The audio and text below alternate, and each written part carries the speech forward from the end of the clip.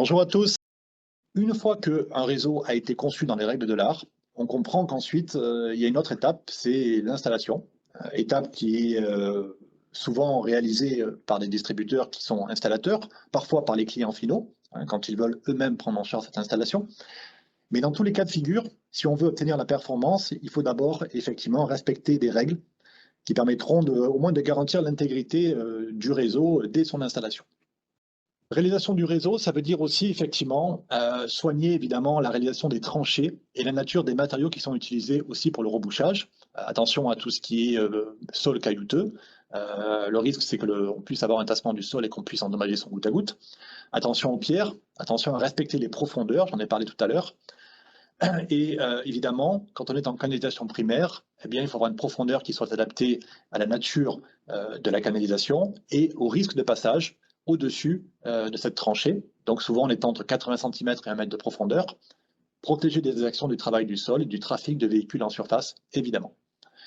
Le peigne d'alimentation, profondeur en général, moins 40, moins 50. Attention aux matériaux rapportés dans les tranchées, hein, toujours pareil.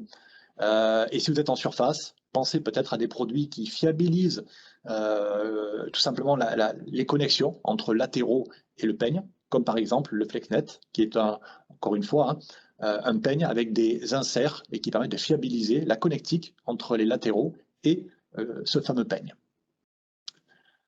Dernière chose très importante dans la réalisation du réseau, la capacité que l'on peut avoir à purger son réseau. Ça, c'est quelque chose qui est vraiment important.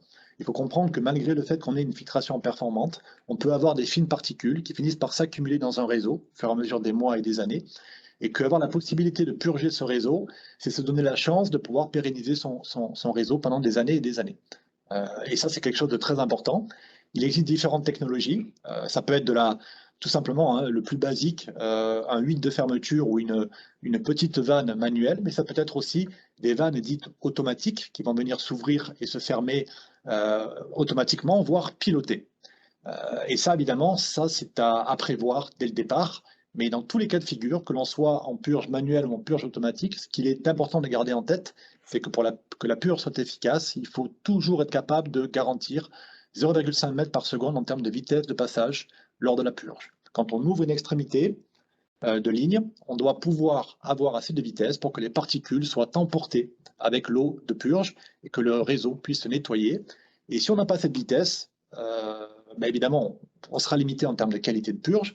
Et si on ouvre plusieurs purges à la fois et que cette vitesse chute en dessous de cette limite, on peut être effectivement dans l'incapacité de nettoyer correctement ces lignes. D'où l'intérêt aussi d'imaginer dès la conception du réseau cette logique de purge pour pouvoir éventuellement avoir l'énergie additionnelle complémentaire nécessaire, pression supplémentaire par exemple, pour pouvoir réaliser une purge efficace.